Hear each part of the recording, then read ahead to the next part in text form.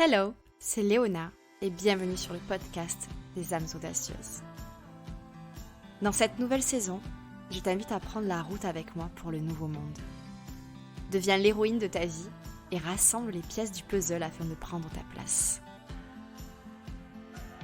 Mindset, spiritualité, entrepreneuriat, créativité, explorons ensemble ce qui te permettra de vivre en alignement avec ton âme audacieuse. En tant que coach de vie, coach mindset et marketing, professeur de yoga, apprenti astrologue et auteur, je serai ta guide lors de ce voyage. Et on fera également un petit bout de route avec de merveilleux invités, tu verras. À travers ce podcast, tu découvriras des conseils pour incarner le mindset et l'énergie qui te permettront de co-créer avec l'univers. Te sentir connecté et inspiré au quotidien. Créer une entreprise du nouveau monde, alignée et magnétique. Et ce n'est pas terminé. Tu auras accès à des méditations exclusives afin de te connecter à ton âme audacieuse. Et à des interviews inspirantes pour te donner toujours plus de clés pour créer la vie qui te fait vibrer. Si tu souhaites t'aligner à ta mission de vie et manifester la vie d'entrepreneur qui te fait vibrer, tu es exactement au bon endroit. C'est parti! Aujourd'hui, on se retrouve pour un épisode en duo avec une audacieuse qui se présente parfois comme éveilleuse de conscience ou parfois comme actrice de la transition pour un monde plus écologique et social. Camille Chaudron, aka Girl Go Green, multiplie les casquettes pour sensibiliser le plus grand nombre aux enjeux environnementaux et sociaux d'aujourd'hui et de demain. Durant cet épisode, on va parler de son parcours vers la transition écologique et vous verrez, il est plein de surprises. De ses rêves, de ses premiers pas, de l'éco-anxiété, parce que ça existe. Et je suis convaincue que ça va aider bon nombre d'audacieuses hypersensibles ici. Et on terminera d'aborder le sujet de la transition écologique avec une perspective différente. Celle de la créativité. Parce qu'entre moi, qui adore utiliser les mots, et Camille, qui est également réalisatrice, média activiste, créatrice de fiction au service des transitions, que ce soit écologique, sociale et démocratique, il y en a des choses à dire. Bien entendu, attends-toi tout au long de cet épisode à prendre des notes parce que ce ne sont pas les conseils qui vont manquer pour justement nous accompagner dans ce cheminement pour lutter pour le vivant, tout simplement. Et tu verras, il n'y a absolument rien de compliqué, simplement du bon sens couplé à une volonté d'agir. C'est la formule magique. Rien de plus à ajouter. Je suis super heureuse que tu aies accepté mon invitation sur le podcast. Avec plaisir, merci à toi de m'avoir invitée. Vraiment, j'admire en fait tout ce que tu fais et j'avais vraiment envie d'insuffler tout ce que tu inspires en fait à la sororité des audacieuses pour que chacune puisse réaliser qu'elles peuvent prendre leur place même quand elles ne pensent pas ou qu'elles ne savent pas vraiment où elles sont en train d'aller. Parce que je pense pas que c'était quelque chose, tout ce que tu es en train de faire aujourd'hui. Est-ce que c'était quelque chose que tu avais envisagé un jour au départ, par exemple, de ta vie pro? Ah non, pas du tout, mais alors du tout, du tout, du tout. Je pense que si je rencontrais la Camille d'il y a 6 ans et que je lui racontais ma vie, je pense qu'elle hallucinerait complet et elle se dirait impossible. Ce n'est pas moi. Voilà, donc pas du tout. Et en plus, non seulement je ne l'aurais pas imaginé, mais même dans mes rêves les plus fous, enfin, ça reste encore presque mystérieux pour moi au jour le jour de me dire, ah, mais en fait, je peux faire des choses qui me tiennent à cœur et qui font sens pour moi et ça fonctionne et je gagne ma vie somehow, tu vois, genre, et ça marche en fait et ça peut durer. Enfin, donc, ouais, je suis même encore c'est comme si j'étais encore pétrie de ces, croyances limitantes, sauf que maintenant ce qui m'aide à les gérer, c'est que le passé et les dernières années m'ont montré que c'était possible. Mais en fait, c'est comme si ces croyances limitantes, tu vois, elles ont la vie dure, hein, parce qu'elles sont encore là. Et j'ai encore du mal à croire que ce que je suis en train de faire, c'est possible. C'est juste que je me raccroche au fait que: «Non mais attends, regarde, ça a marché les 3 dernières années, donc ça c'est bon, a priori, tu peux te faire confiance pour que ça continue, quoi», tu vois? J'adore ce que tu dis parce que bah, je vis un petit peu aussi la même chose de mon côté, de me dire: «Oh, mais je suis vraiment en train de vivre ça là? Ce serait pas trop beau pour être vrai?» Je pense que c'est un petit peu ça la croyance limitante qui vient après quand en fait ben, on est sur notre chemin et que ça fonctionne quoi, qu'on se sent épanoui et qu'en plus on apporte quelque chose, enfin, on se sent vraiment finalement aligné à notre mission de vie. Il y a cette petite croyance qui pourrait venir et dire: T'es sûr, ce serait pas un petit peu trop beau pour être vrai?» Donc je comprends tout à fait ce que tu ressens. Mais oui, c'est vrai et ce n'est pas trop beau pour être vrai.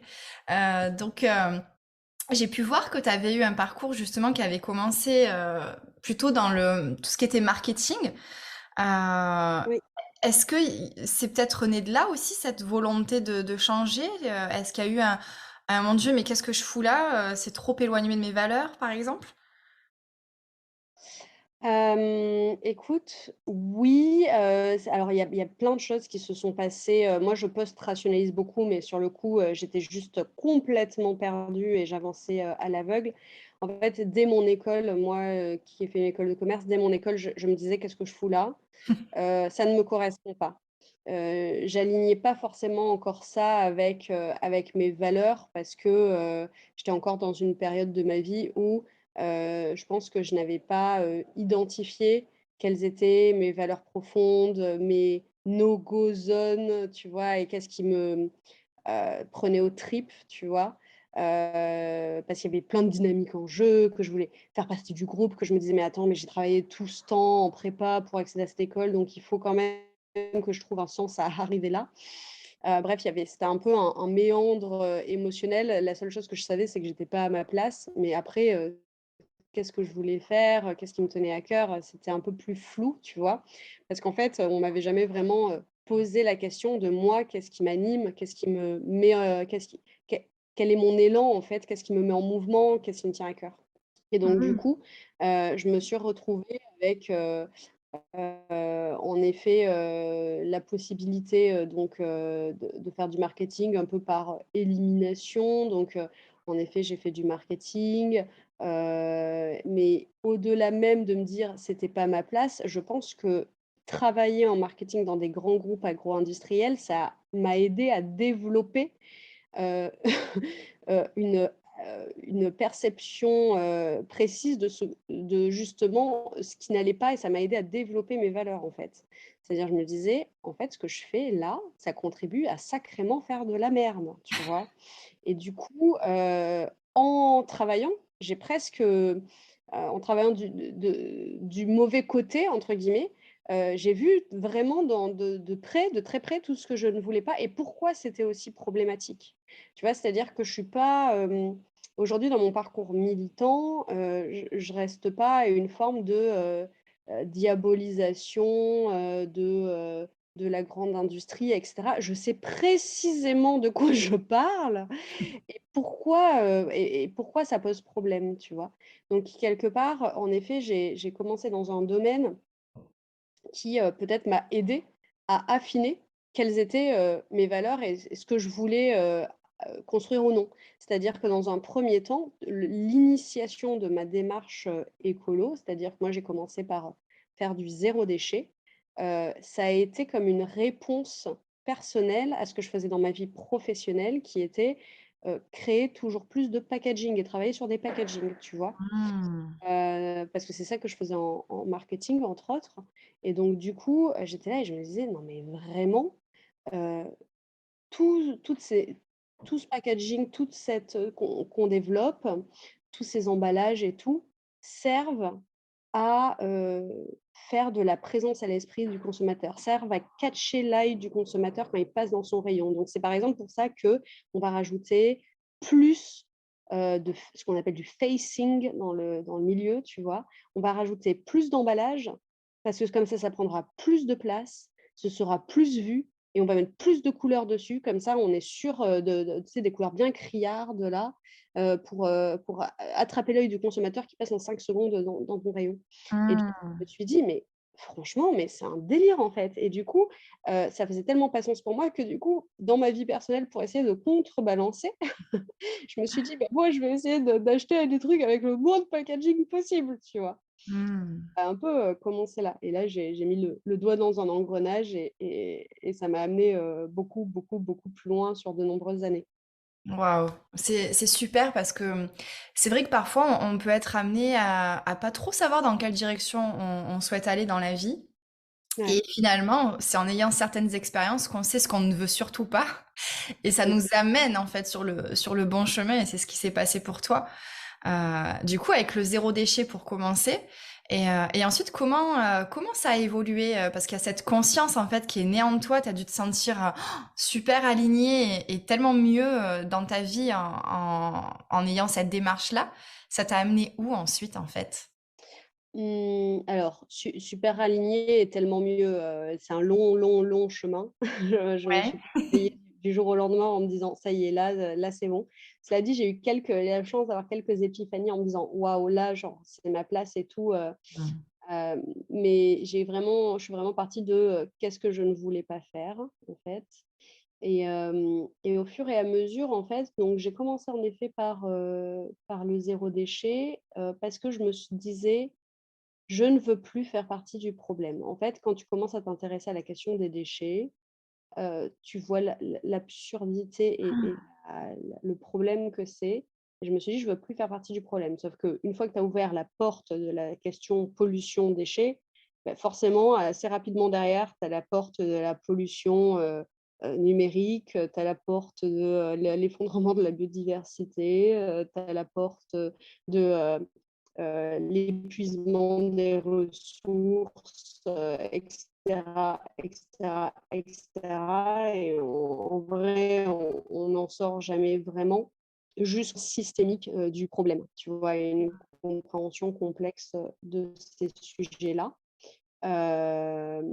Donc du coup, j'étais là-dedans, et puis, donc à chaque fois, ça me faisait revoir un peu, à chaque fois mes modes de consommation. Et puis au-delà de me dire, au bout d'un moment, je me suis dit: «Bon, OK, j'ai l'impression de faire un peu moins partie du problème, mais maintenant j'ai envie de faire partie de la solution, en fait». Mmh. Et du coup, comment on fait pour, une fois que tu es extrait, du problème, apporter quelque chose de nouveau, en fait? Proposer quelque chose de nouveau, proposer des solutions. Et ça a été un peu un pivot. Bon, après, plus faire partie du problème et faire partie de la solution, ça a été vraiment une deuxième partie. Et dans cette partie plus solution, bah, forcément, est arrivé le fait de vouloir mettre, tout mon temps, toute mon énergie, toute ma créativité au service du fait de trouver des solutions.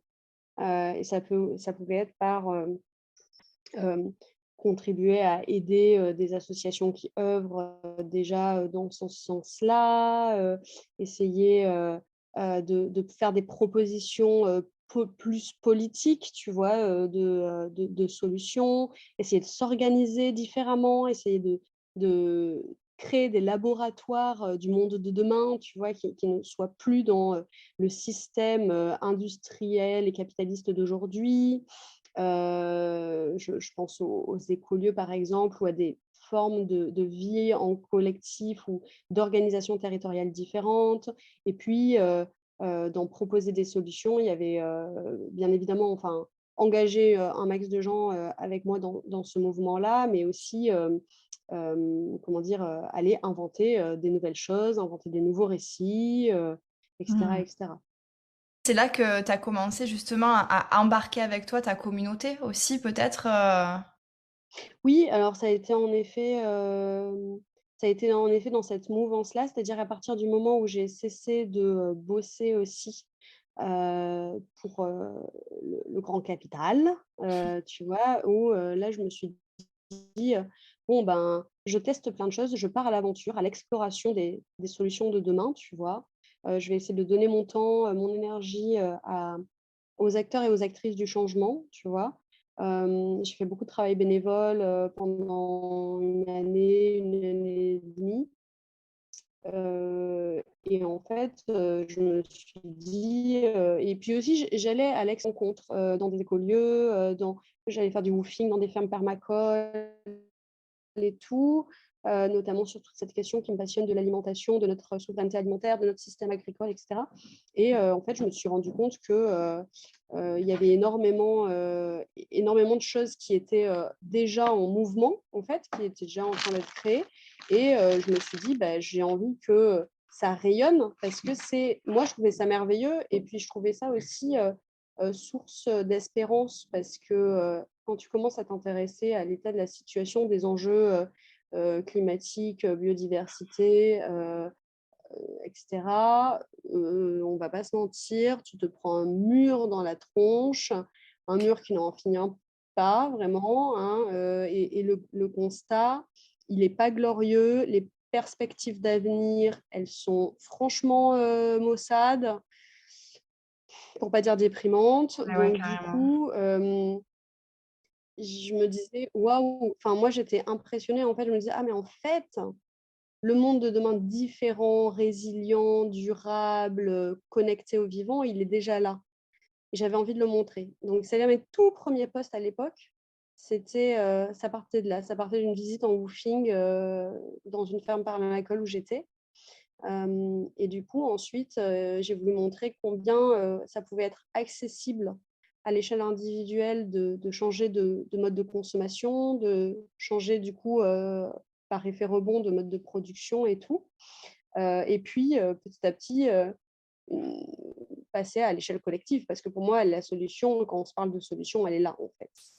C'est vraiment, s'engager à l'échelle collective et donc du coup, proposer en fait des panels de solutions, que ce soit, individuelles ou collectives et sous différents formats. C'est-à-dire dans l'accompagnement de ce qui est à se transformer, dans Mmh. la résistance face à ce qui pose problème, voire dans l'invention à côté, de hors système quoi, l'invention de nouveaux modèles. Mmh. Et du coup, alors là, merci parce que c'est super riche ce que tu partages et il y a plusieurs choses qui me sont venues à l'esprit parce que du coup, tu parlais de cette anxiété en fait quand tu ouvres les yeux, que tu décides de regarder en fait la vérité. Et encore, c'est dur de l'appréhender réellement cette réalité, cette vérité. Mais par rapport à cette anxiété, cette éco-anxiété, quand on commence à ouvrir les yeux, est-ce que tu aurais quelques conseils pour arriver à la gérer? Comment tu fais, toi? Ca Carrément. Alors déjà, c'est un vrai sujet, et c'est un sujet qui est, enfin, sentir, de l'éco ressentir de l'éco-anxieux et puis surtout, très sain. C'est-à-dire que quand on prend conscience des enjeux et de la situation, c'est normal, c'est on ne peut plus normal de se sentir paralysé, tétanisé, anxieux, déprimé. Il y a cette citation, qui dit que, enfin, se sentir, hem, en bonne santé, dans un monde qui est malade, c'est pas vraiment être en bonne santé à pas bien, c'est normal. Ouais, ouais, je résonne pas mal avec cette citation aussi et j'avoue que j'ai vécu Hem, la déprime, ce côté, et je le vis encore, en fait. Donc vraiment, mais bien sûr et moi aussi, tu vois? Moi aussi, j'ai pas trouvé la solution, la méthode Coué qui fait que, maintenant cucu les petits oiseaux, tout va bien dans le meilleur des mondes. Non, pas du tout, tu vois? Genre, en plus, c'est des cycles. Quand tu t'intéresses justement à ce sujet d'éco-anxiété, de solastalgie, en fait, tu te rends compte qu'il y a toujours un moment où tu repars, mais arrive un moment où tu remontes et l'une des manières de remonter pour moi, qui a été vraiment très, très, puissante, ça a été, l'action, en fait. Ça a été de me mmh, mettre en action, d'agir et d'agir pas seulement toute seule, mais d'agir en collectif, en fait. Parce que quand tu agis tout seul, tu te sens mieux, mais ça n'enlève pas l'anxiété parce que, bon, tu es en action, tu te sens mieux, mais tu te dis: «Mais moi, tout seul, je vais pas changer mmh, grand-chose», tu vois? ouais, Par contre, quand tu et du coup, la tâche paraît immense pour la petite personne, le petit grain de sable que tu es. Mais en fait, c'est dès que tu commences à accumuler les grains de sable et à former une plage où là, tu commences à te sentir beaucoup mieux. Et ne serait-ce que pour le fait de euh, partager des élans, des choses avec des personnes qui traversent la même chose que toi, qui sont conscients comme toi, qui comprennent comme toi, à qui tu n'as pas à te justifier, même dans les petites choses du quotidien, en fait. C'est-à-dire que moi, j'évolue dans des milieux où aujourd'hui, le menu végétarien, je vais te donner un truc super anecdotique, hein, mais c'est une évidence de base. C'est-à-dire que euh, j'ai la grande chance de pouvoir évoluer dans des endroits où je ne vais pas passer pour un ovni quand je dis que je ne mange pas de viande et on ne va pas me filer le pauvre plat de légumes, tu sais, d'assortiment de légumes qui normalement sont là pour la déco, qu'on a tous mis dans une même assiette. Tu vois, donc, du coup, en fait, c'est une évidence pour les personnes qui m'entourent au quotidien que c'est ça, en fait, la nouvelle norme, en fait. Hmm. Donc, du coup, c'est forcément, en termes de charge mentale, c'est beaucoup plus simple. Et puis, surtout, vraiment, dans l'action, tu actives de l'espérance.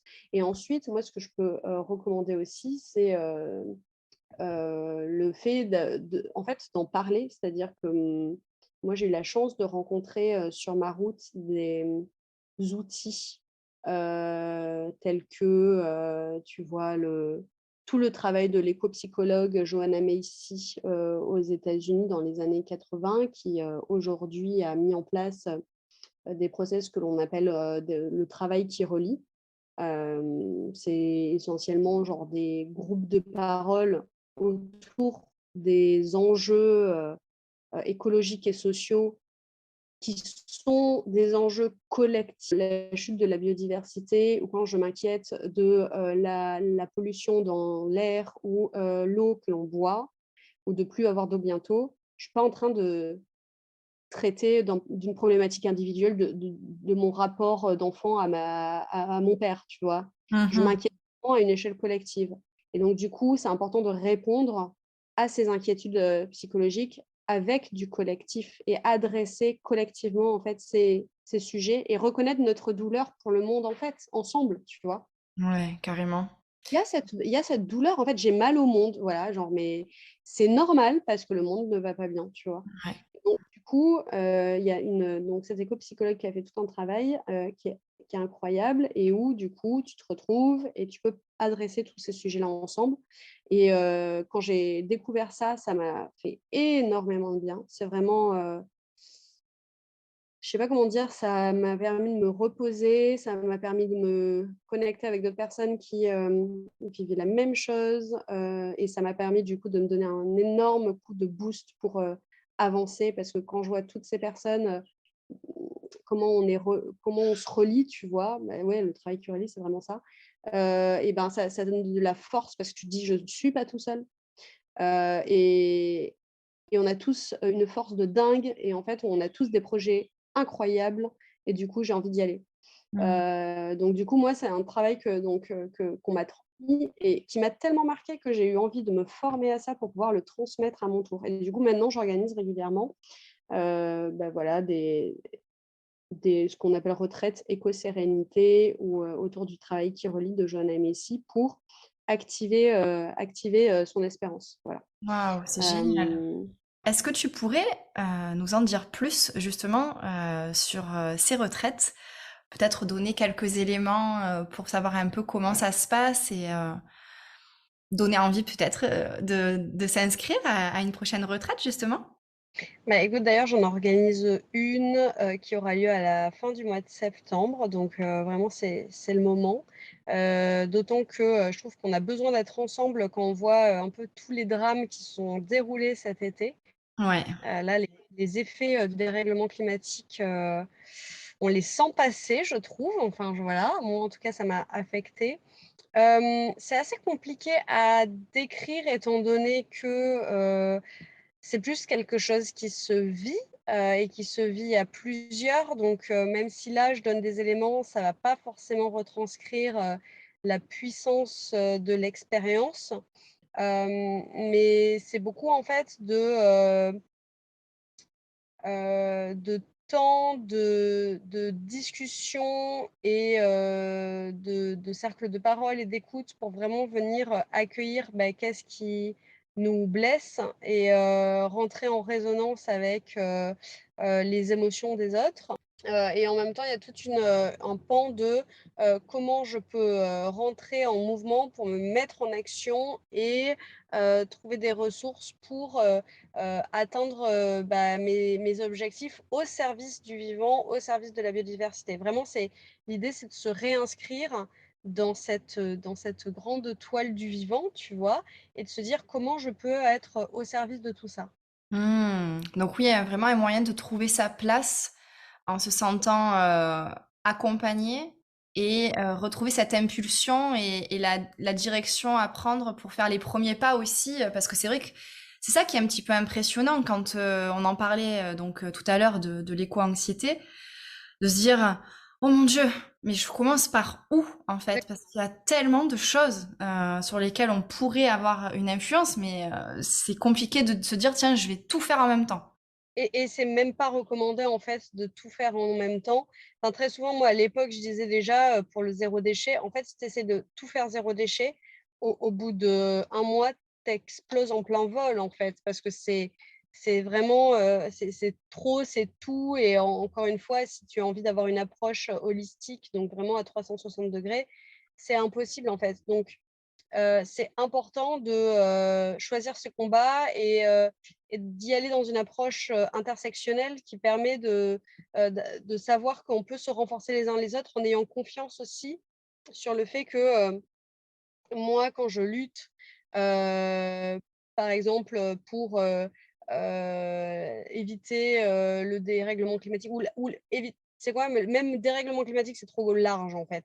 Si je lutte contre la pollution de l'air, bah, Mmh. j'ai conscience qu'en faisant ça, je vais aussi, d'une certaine manière, quelque part, heu, prendre en compte, aider et on va se nourrir mutuellement une lutte antiraciste, que pourrait mener une autre, militante ou un militant, au sujet, des, inégalités. Parce qu'en fait, les inégalités pour, les minorités, racisées ou, plus opprimées ou même, enfin voilà, de manière générale, ce sont ces minorités-là qui sont le plus exposées aux effets du dérèglement climatique, à la pollution, et cetera, et cetera.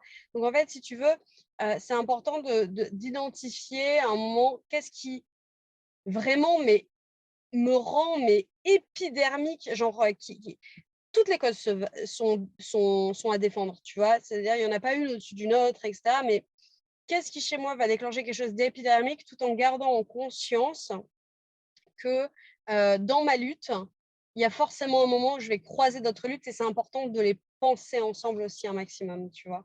Mais Mmh. trouver sa place et puis faire son bout de chemin et savoir qu'il y aura d'autres personnes qui auront trouvé leur place ailleurs et que oui, on peut défendre les droits des femmes, des minorités, etc. en même temps que l'on défend qu'on lutte contre le dérèglement climatique parce qu'en fait, tout ça est lié. Tout ça est lié à la cause première qui est la société capitaliste et patriarcale et coloniale dans laquelle on se trouve en fait. Donc il y a un moment où quand tu abordes tous ces sujets dans leur ensemble, tu te rends bien compte que euh, il est important d'avoir une action qui adresse tout ça en même temps. Waouh, franchement, merci parce que c'est super déculpabilisant en fait ce que tu es en train de dire et je pense que ça va résonner très très très fort dans le cœur de celles qui nous écoutent parce que de dire il n'y a pas de cause finalement au-dessus d'une autre, on peut se sentir agressé sur certains sujets et du coup prendre notre place à ce niveau-là et se sentir rassurant en se disant quelqu'un d'autre prendra sa place ailleurs. Et en fait, c'est le fait qu'on soit tous ensemble engagés dans cette démarche qui va faire une différence et en plus qui aura des effets boomerang pour d'autres causes. Donc c'est juste une pépite énorme là que tu viens de partager, je trouve. Ah bah, tant mieux, tant mieux, tant mieux. Ouais, ouais. Puis surtout, moi, ce que je trouve beau, c'est qu'en plus, donc vraiment, comme tu l'as dit, hein, c'est qu'en fait, on est tous notre place là-dedans pour faire bouger les choses. On est tous acteurs, actrices du changement. Et ce qui est génial, c'est quand bah, d'une part, tu te retrouves avec d'autres personnes qui s'engagent comme toi. Ça donne beaucoup de force, ça rassure, ça met beaucoup de joie, en fait. Moi, genre vraiment, je pense que ce qui m'a fait rentrer dans le militantisme, alors ça peut paraître être un gros mot et tout, et ça a l'air d'être une montagne, mais franchement, pour moi, tu es militant à partir du moment où tu prends la parole sur ces sujets, ou juste tu essayes de parler avec ton cœur de ce qui te tient à cœur, tu vois, et où tu passes la porte d'une conférence dans une association ou que tu vas marcher, voilà, ça commence comme ça. Donc, ne vous inquiétez pas, genre, il ne faut pas un diplôme du militantisme. Mais toujours est-il qu'en fait, moi, je suis rentrée, je pense, dans le militantisme par peur. Je suis restée pour la joie et pour l'amour que j'y retrouve, tu vois. Mmh.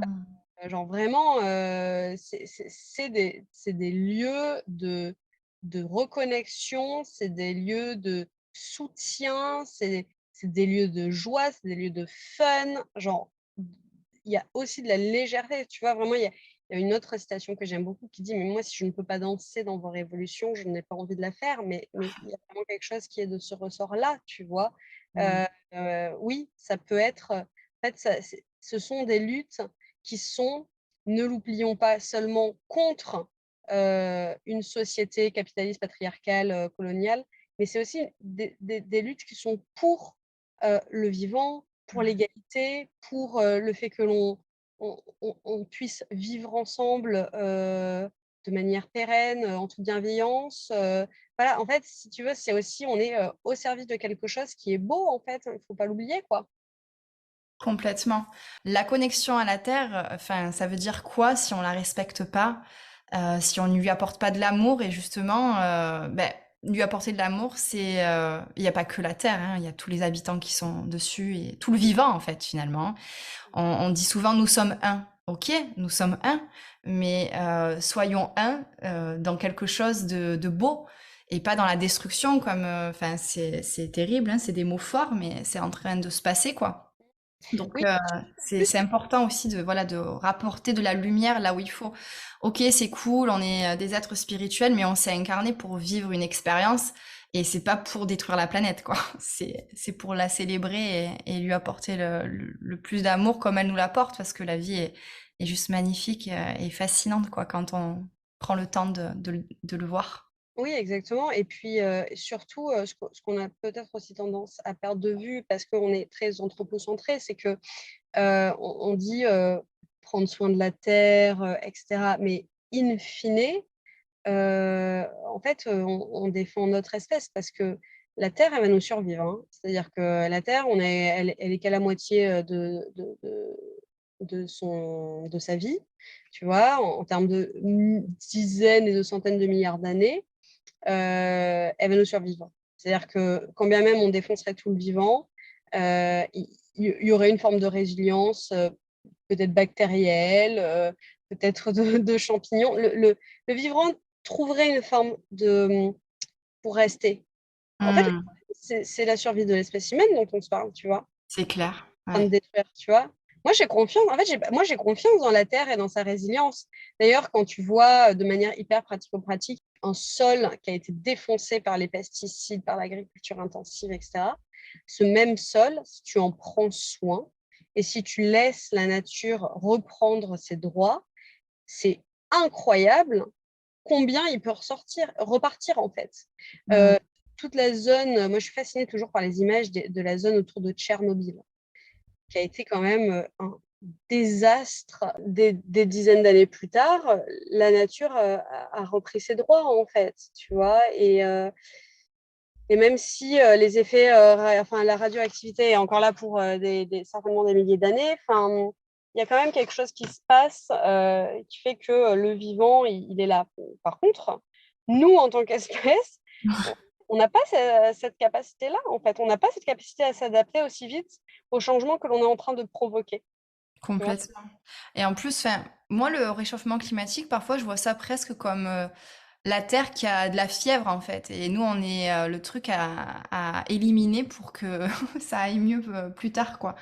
Et enfin, je trouve que c'est une métaphore, je sais pas en tout cas si c'est vraiment scientifiquement comment dire, correcte, mais je vois ça un petit peu comme ça, comme si on était vraiment la chose qui dérange en fait finalement. Et quand je parlais de la vie tout à l'heure, c'était ouais, la vie qu'on vit en ce moment, cette connexion aussi entre nous qui est belle et à laquelle il faut revenir et du coup dans laquelle on peut revenir grâce à ce que tu mets en place notamment et à toutes les associations et il y a tellement de choses à découvrir. Vraiment, encore une fois, moi, j'insiste sur le fait que, pour pas sombrer, moi, ce qui active mon espérance, ce qui active ma joie, c'est cette action et c'est cette action que je Mm. partage avec d'autres personnes, que je peux transmettre, où je peux donner envie et moi aussi, tu vois, j'ai mes coups de mou, mais vraiment, hein, genre, souvent les gens, quand je dis ça, genre, ils disent: «Mais toi, tu as l'air d'avoir tout le temps la patate», mais pas du tout et d'ailleurs, j'organiserai pas des retraites éco-sérénité. Je le fais parce que vraiment pour moi c'est utile pour moi et je suis persuadée que ça peut être utile pour d'autres, en fait. Si je fais ça, si je ressens ce besoin-là, c'est qu'il y a vraiment des moments où moi aussi je plonge en fait et je m'inquiète et je sais qu'en plus je suis hyper légitime à m'inquiéter. J'ai toutes les raisons du monde de m'inquiéter, tu vois? Mais par contre, dès que je me reconnecte à la force de vie, à l'envie, qu'il y a, dans la beauté du lien, entre les humains et avec le reste du vivant et quand je me reconnecte à tout ça, je me dis: «Ah waouh, mais ça vaut quand même le coup en fait, ça vaut quand même le coup de s'engager, ça vaut quand même le coup de lutter». Parce que même pour chaque espèce, pour chaque dixième de degré évité, ça vaut le coup. Le fait d'être au contact du vivant, de vraiment ressentir, tu cette connexion depuis le cœur et cetera, maintenant, ça c'est comme si ça me donnait une forme de force authentique où je sais exactement d'où ça part, je sais exactement où ça va et du coup, ça, il y a peu de choses qui peut l'arrêter parce qu'en fait, cet amour-là, il va pas s'arrêter. Mm. Ouais, c'était un amour inconditionnel en fait. Mmh, exactement. Mmh. Tu disais lutter contre, mais non, en fait, on lutte pour Ouais, justement cet amour inconditionnel pour qu'il revienne dans tous les cœurs, parce il est toujours là, hein, mais on se sent coupé en fait parfois de ça parce exact. que on est dans le moule de cette société capitaliste et patriarcale. Qui ne et qui a tout intérêt à ce qu'on soit le plus individualiste possible, en fait, hein, et d'un point de vue économique et d'un point de vue politique et cetera. Donc c'est comment je change de paradigme, tu vois, dans son ensemble, quoi. C'est vraiment important. Ouais, carrément. Oui, c'est vraiment changer son regard sur une réalité, entre guillemets, en sortir en fait et revenir à l'essentiel pour créer quelque chose de nouveau aussi, parce qu'on en est là, hein. Il y a le retour aux sources, ok, mais les sources ne sont plus forcément les mêmes, donc il faut aussi se réinventer. C'est ce que tu Complètement. disais, réinventer un nouveau récit, inventer des nouvelles mesures, vraiment être dans l'invention. Et, Exact. et d'ailleurs, alors, ça me permet de faire une transition par rapport à la créativité, puisque tu crées, tu es réalisatrice, média activiste Mmh. et créatrice de fiction au service des transitions écologiques, sociales et démocratiques. J'ai bien tout noté.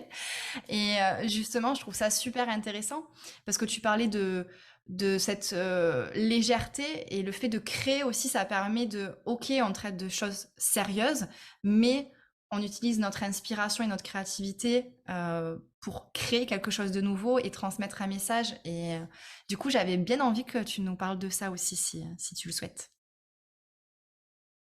Ouais, carrément. En fait, si tu veux, on lutte pour quoi, en fait? On a envie de quoi? C'est quoi nos utopies, en fait? On a envie d'aller dans quel sens? Il faut inventer quelque chose de nouveau, OK, on est d'accord. Maintenant, dans quelle direction on a envie d'aller? Et pour ça, on a besoin de, rêver ensemble. On a besoin que, justement, un mode de vie écologique, résilient, plus sobre, il fasse envie. Parce que c'est comme ça qu'on embarque des milliers et des millions de personnes, tu vois?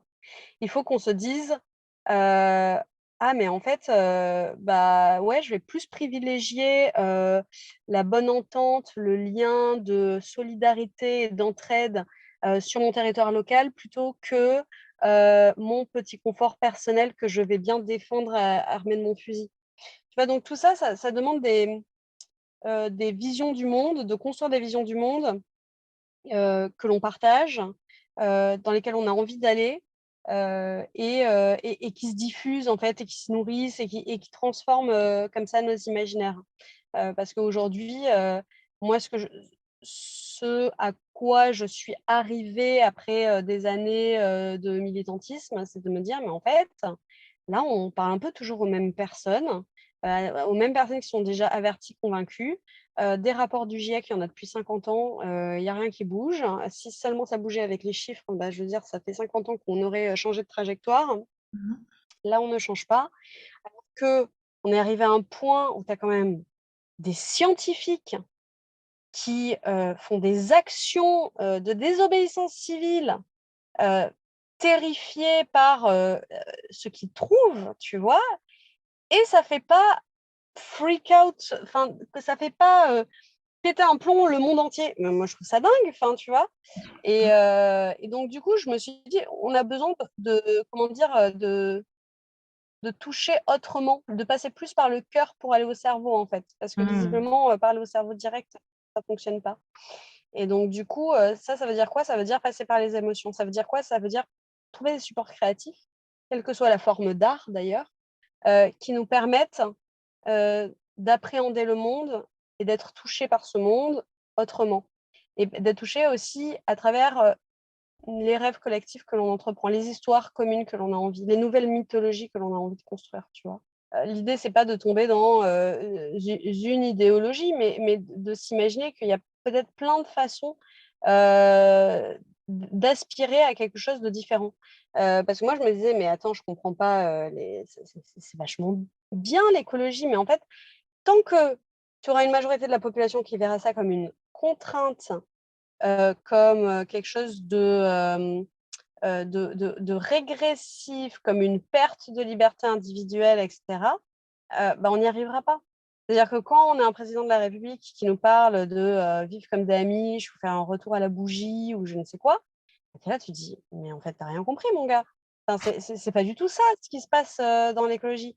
Tu vois, genre, quand on se dit que être plus sobre en énergie, c'est de la perte de confort, alors que on voit pas comme perte de confort le fait de mourir de manière prématurée à cause de la pollution de l'air, vivre beaucoup moins parce que à cause de la pollution sonore, même s'empoisonner de manière régulière avec ce que l'on mange ou ce que l'on met sur sa peau. En fait, on a vraiment besoin de changer de perception, quoi. Mmh. Donc il y a un gros travail d'imaginaire à transformer, mais tout en nourrissant. En fait, les deux, pour moi, l'action et l'imagination se nourrissent mutuellement, tu vois. Waouh, ouais, complètement. Ça permet de toucher, en fait, cette nouvelle perception du doigt et de quand même faire un portail pour y rentrer, en fait, se dire, ah ouais, en fait, ok, je comprends de nouvelles choses là. Donner à voir et donner à rêver, rendre désirable, tu vois. C'est-à-dire que Ouais.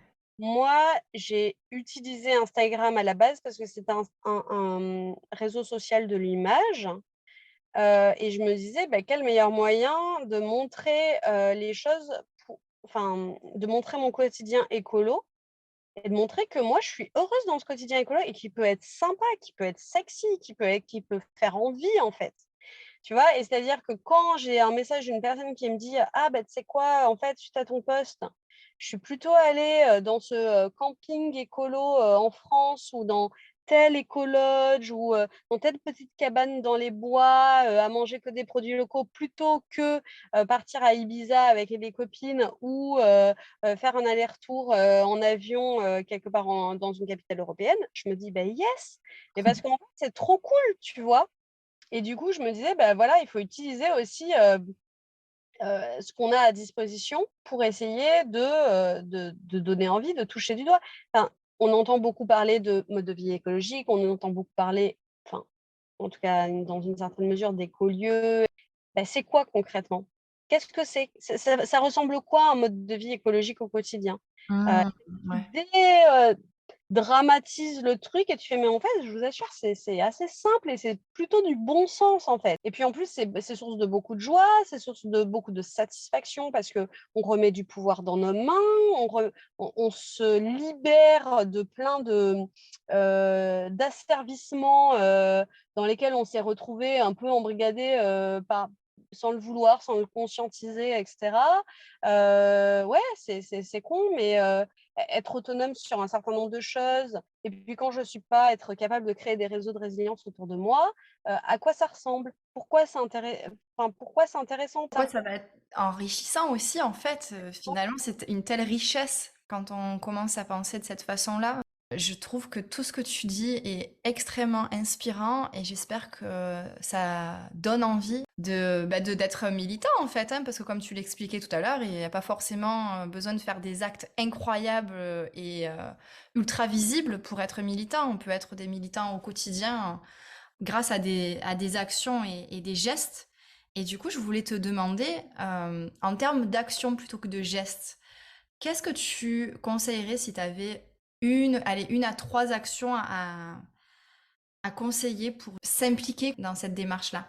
Si on est autour de la rentrée, il y a beaucoup d'associations qui font des portes ouvertes, en mode, petites conférences pour expliquer qu'est-ce qu'ils font et cetera et cetera. Donc je dirais, se rapprocher, d'une association, se rapprocher du syndicat dans son entreprise, tu vois? Ça peut être aussi, une piste d'action, collective ou tout simplement monter, une AMAP. Monter, peut-être dans son immeuble si on habite en ville, proposer, une petite initiative pour, mettre en commun un certain nombre, de choses, lancer un potager collectif, un compost dans son immeuble ou alors vous pouvez aussi vous rapprocher, de la mairie dans laquelle vous êtes pour, il y a beaucoup de collectifs, enfin eux, ils sont très preneurs des idées des citoyens, donc s'investir aussi à son échelle, locale. Donc vraiment, il y a plein d'endroits où on peut plein d'interstices, localement ou même dans les lieux de pouvoir, se rapprocher d'un parti, tu vois? Ouais. Aller à la rencontre d'un parti, et dans lequel on se sent, avec lequel on se sent en phase. Et puis si on a envie, oui, voilà et faire des actions. Aujourd'hui, c'est pas, les associations qui manquent, elles ont toutes besoin de monde, elles ont toutes besoin de force. Puis parfois, c'est juste, filer un coup de main, si tu t'y connais en compta, si tu t'y connais en design, il y a besoin d'aide sur de la communication, ça peut être des trucs hyper soft. En gros, je dis souvent, une action, coup de poing, ou une ZAD, ça fonctionne seulement si, il y a des personnes en base arrière qui sont là pour faire des sandwichs aux personnes qui résistent sur place, en fait. Chaque année, il y a une grosse action de désobéissance civile à Ende Gelände qui est, l'une des plus grosses mines de charbon d'Europe, tu vois? Où il y a un peu tous les militants de partout en Europe qui se réunissent. C'est franchement une grande fête. Moi, je rêve d'y aller, pour, juste sentir enfin, je sais pas comment dire, la liesse, de volonté de défense du vivant, internationale, qu'il doit y avoir là-bas. Et en fait, typiquement, quand tu vois les différents, besoins, postes d'action qu'ils ont, enfin, c'est ouf parce que tu te dis, même si je suis pas du tout, quelqu'un qui a envie de m'engager, physiquement ou je suis pas une grande, résistante ou whatever, tu vois? Genre, en fait, tu peux vraiment trouver ta place, n'importe où, quoi. Mmh. Ouais, donc vraiment, l'action, ce serait de se lier, en fait, finalement, à une association et du coup, de pouvoir agir, que ce soit politiquement ou alors dans son immeuble, dans son entreprise, Ton ou école de alors pour des actions gestion. plus... Ouais, c'est ça, exactement. C'est vraiment, rentrer en contact avec d'autres personnes qui, partagent en fait, ce qui est oser parler, tu vois? Oser demander, oser se renseigner et aller à la rencontre d'eux parce que, tu vois, si ça se trouve, je dis n'importe quoi, tu es là à te dire, «Oh là là, j'aimerais bien que quand même à la cantine, ils aient du bio, ou ils aient au moins, genre, 2 plats végétariens par semaine, voilà et ben le simple fait en fait de mais bon, ça intéresse personne. Peut-être le simple fait de le formuler, tu vas te rendre compte que tu as, 20 mamans d'élèves, qui sont là à dire: «Mais putain, mais moi aussi je voulais faire ça». OK, bon bah vas-y, qu'est-ce qu'on peut faire du coup? Si tu veux, c'est vraiment enclencher ce genre de dynamique et ça a pas besoin d'être un truc dingo, tu vois? Ça peut Mmh. être, je fais un courrier aux gens de mon immeuble en disant, «Est-ce que ça vous dit qu'on achète en direct à un producteur, qui nous livre une fois par semaine, des produits bio, locaux et de saison?»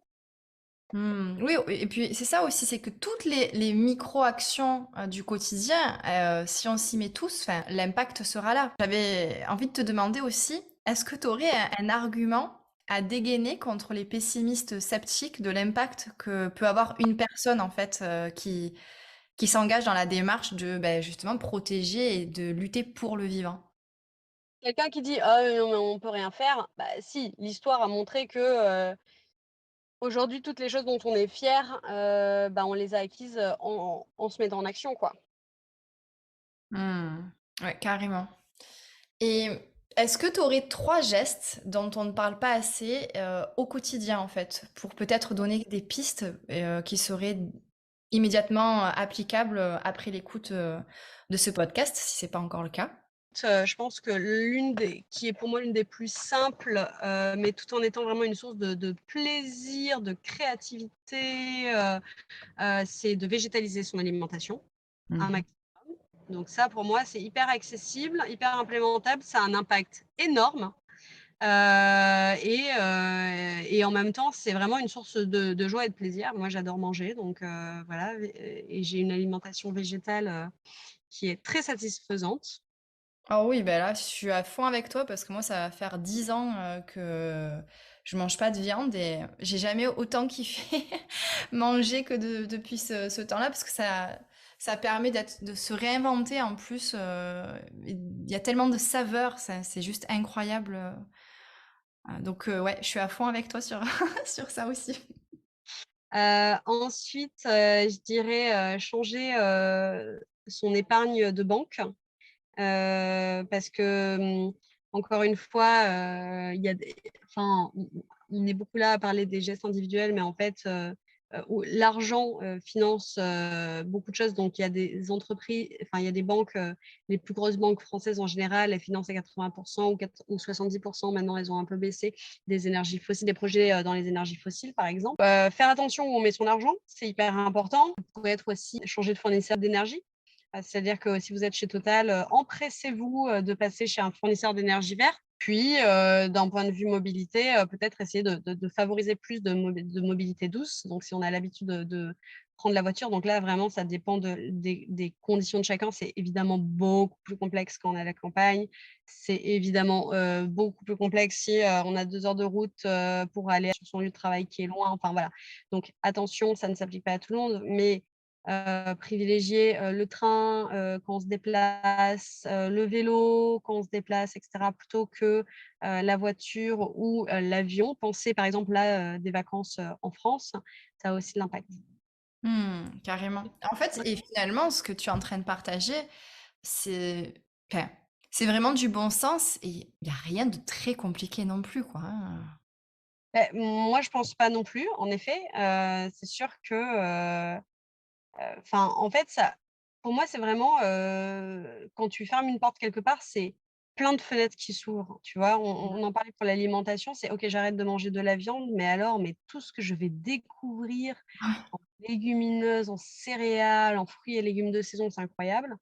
J'arrête de prendre l'avion, mais du coup, tout ce que je vais découvrir comme lieu incroyable, et magnifique en France, accessible par le train, les rencontres que je vais faire, enfin, vraiment, c'est tout ça, quoi. Mmh. Ouais, carrément. C'est un road trip même, c'est toujours mieux que, de prendre un avion pour aller, à l'autre bout du monde, quoi. Et puis et pourtant, c'est tout autant, nourrissant, quoi. Enfin, vraiment, la vie est faite d'une suite d'expériences et on ne se prive pas d'expériences. Au contraire, je trouve qu'on provoque des expériences quand, on vit aussi de manière, plus résiliente. C'est ça et on vit plus en conscience, en fait. C'est comme si on était plus vivant à partir du moment où on a adopté cette nouvelle perception et on se dit, bah, de toute façon, on se sent plus vivant parce qu'on se connecte plus au vivant, tout simplement. Donc, c'est source Oui, de joie. exactement, mais je suis tout à fait d'accord avec ça, ouais, carrément. D'avancer plus en conscience et de se dire que, ouais, là, encore une fois, en fait, on fait partie du vivant et à certains endroits, je me mets au service du vivant, mais même en fait, juste en changeant des petites choses, c'est déjà se mettre au service du vivant. C'est pas une aliénation, c'est vraiment juste être en interaction consciente tout le temps, quoi. C'est ça, complètement. Et ben justement, est-ce que tu aurais un message que tu as envie de transmettre aux âmes audacieuses qui nous écoutent pour terminer ce merveilleux échange? Je leur dirais de faire un premier petit pas, tu vois. Hmm. Euh, de prendre quelque chose qui leur tient à cœur, de regarder dans cette direction et d'essayer de se dire qu'est-ce que je pourrais enclencher demain matin qui m'amènerait un premier petit pas dans cette direction et d'y aller comme ça, d'y aller par petits pas. Les petits pas, y a que ça qui permet d'avancer, donc il n'y a rien qui sera trop petit, quoi, vraiment. À partir du moment où on avance dans une direction, c'est juste énorme parce qu'il y a un chemin qui s'ouvre, donc je trouve que c'est génial de terminer sur ça. Tu vois, et quand j'ai commencé le zéro déchet, c'était, je sais plus combien est la première fois où j'ai commencé à juste aller dans un magasin de vrac. C'était peut-être il y a 7 ans, quelque chose comme ça. Et cette année, tu vois, je me suis retrouvée à être suppléante dans ma circonscription pour les législatives, tu vois. C'est vraiment, pour moi, c'est parti de là, c'est parti d'acheter un bocal et de vouloir aller faire mes courses en vrac, vraiment. Et donc du coup, voilà, c'est important d'avancer, d'y aller, et puis de surtout, pour son bien-être mental, et pour l'efficacité, aller vers du collectif le plus rapidement possible.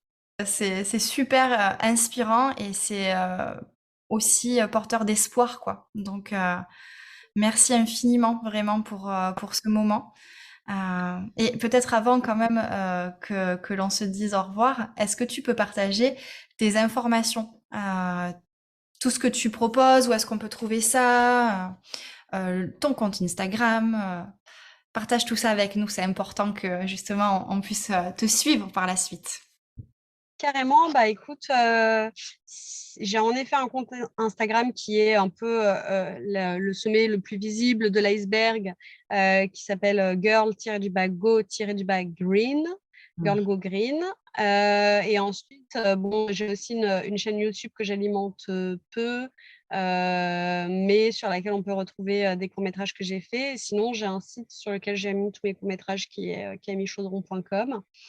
Donc voilà, n'hésitez pas, on se retrouve sur les réseaux et puis après dans la vraie vie parce que, comme je te le disais, j'organise régulièrement des retraites sur deux thématiques. La première, c'est en effet cette thématique de l'éco-anxiété. Et il y a une retraite qui arrive en septembre, qui est organisée dans l'écolieu dans lequel je vis en Mayenne, la ferme de Peton.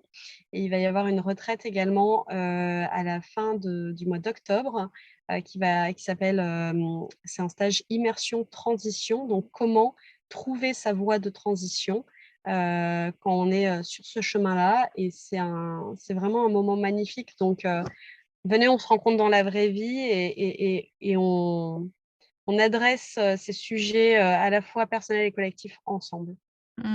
Pour créer de nouvelles histoires.